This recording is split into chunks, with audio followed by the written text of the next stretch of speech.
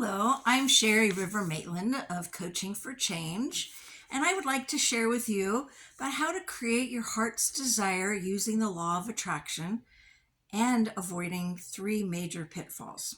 So, just a quick little background on me. About 30 years ago, I became a certified hypnotherapist and was working with people on making healthy habit changes. And I really enjoyed it, and it helped people a lot using the power of their subconscious mind and getting into new daily habits. However, when I started wanting to make some changes in my life and learned about the law of attraction and other related manifestation ideas, I would do my gratitude statements in the morning and do my positive affirmations. But then after a couple of days, I would lose interest and get distracted. So I really wasn't making very big changes in my own life. Fast forward to this past winter, I had to suddenly move out of my home due to mold and found myself trying to figure out where the heck I was going to live with four dogs and five cats. Right around the same time, I discovered an online program from my movies, and I had been introduced to Natalie in my movies about 8 years before, but hadn't really pursued it, as was my old bad habit of not following through.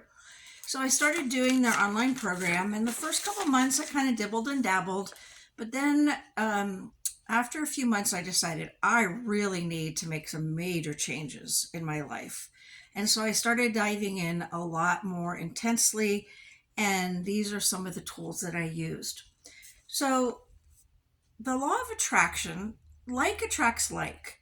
When you focus your thoughts and then your subsequent feelings on a certain topic, that topic becomes more and more in your life. So when we're focusing on things that we're having trouble with or we don't want, that's what we keep creating more of.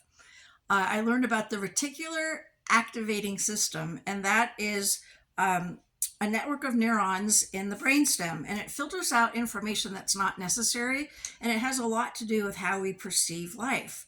So many years ago, just a quick example of this so it makes sense. Many years ago, my father, after asking him to help me buy a new car, was going to send me his 1984 Chrysler LeBaron convertible. And I lived in California, so convertible would be really fun. Right after that got decided and the vehicle was on its way to me in California from the East Coast, I started seeing convertibles everywhere. I even saw a couple of Chrysler LeBaron convertibles, and before that point, I didn't even know what those were. So that's a pretty cool example of it.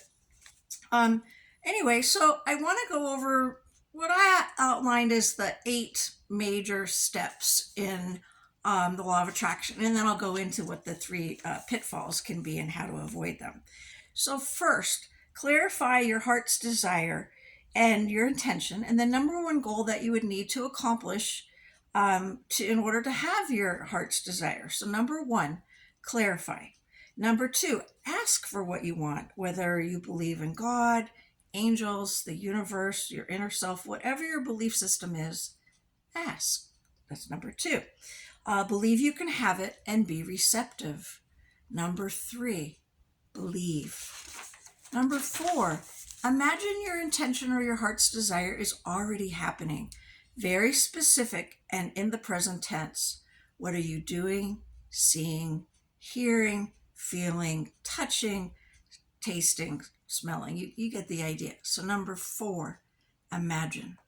Number 5, be grateful what you already have currently, daily, and sometimes even hourly in order to raise your vibration and what you're paying attention to. It's really easy when things are going terribly to get into that negative mindset. And so to remind yourself and look around for even the smallest thing, like, I love the color of that couch. Look how beautiful that is. Something so minor, and getting into that habit can help you draw more positive things to you. So number 5, gratitude.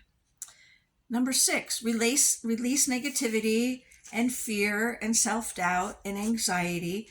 There's lots of tools to help you do that. from therapists to classes to online programs, meditation, positive affirmations. My favorite the last couple of years has been emotional freedom technique or tapping.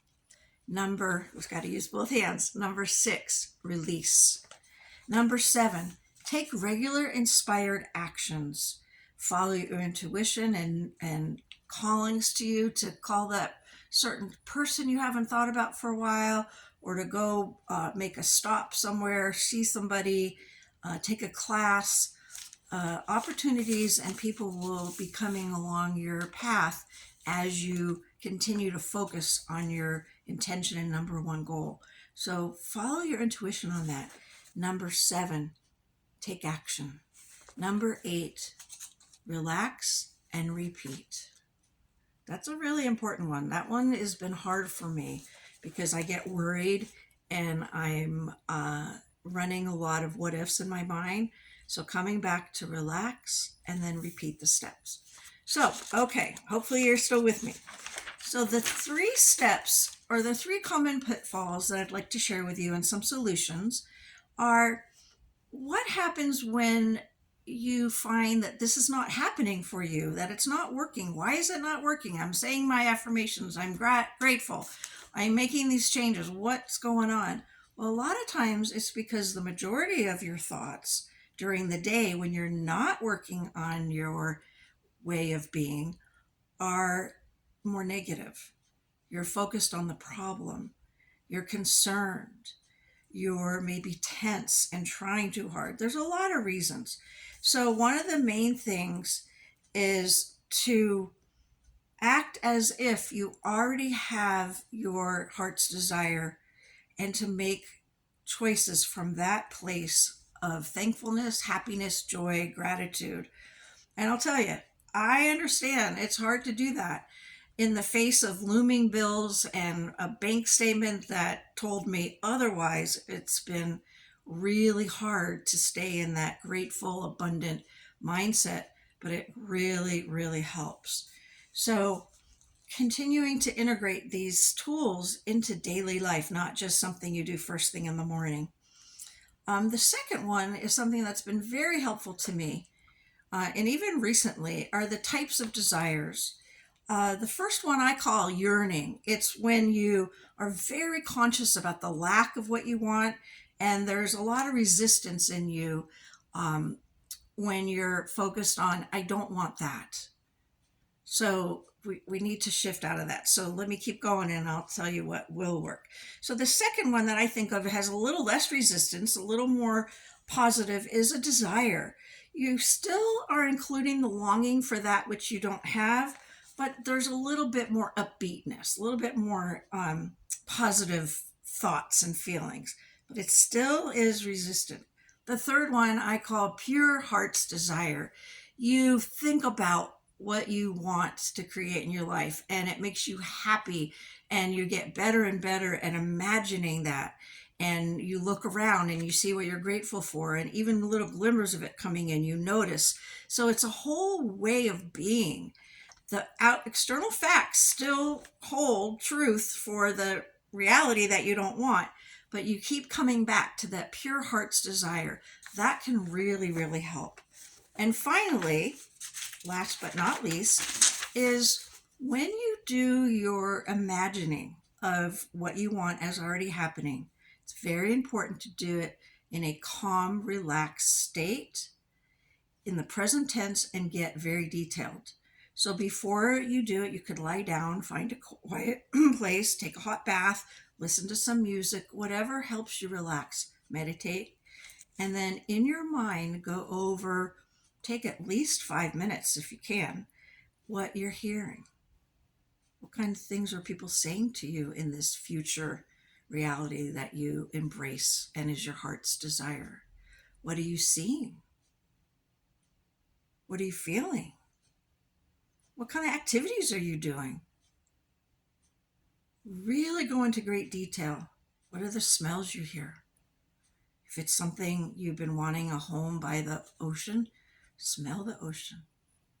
Hear the ocean. Go into great detail. Put yourself in the movie And when you do this in a relaxed state, your subconscious mind doesn't know the difference between a vividly imagined event and something that is really happening.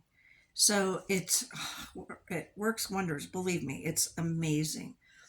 And if you would like to learn more about how to do these types of activities, especially the guided relaxation and imagining your future dream as already uh, occurring, go ahead and reach out to me and let me know that you would like the video on a guided relaxation, and I will send that to you. So, Sherry Maitland, Coaching for Change, 530-306-9191. Reach out and I'd be happy to talk with you, no charge. And if you like what I'm doing, you'd like to pursue it past videos and past an initial conversation, we can talk about that too. Again, Sherry River Maitland, Coaching for Change, 306-9191. And I hope this has been helpful to you. Thank you.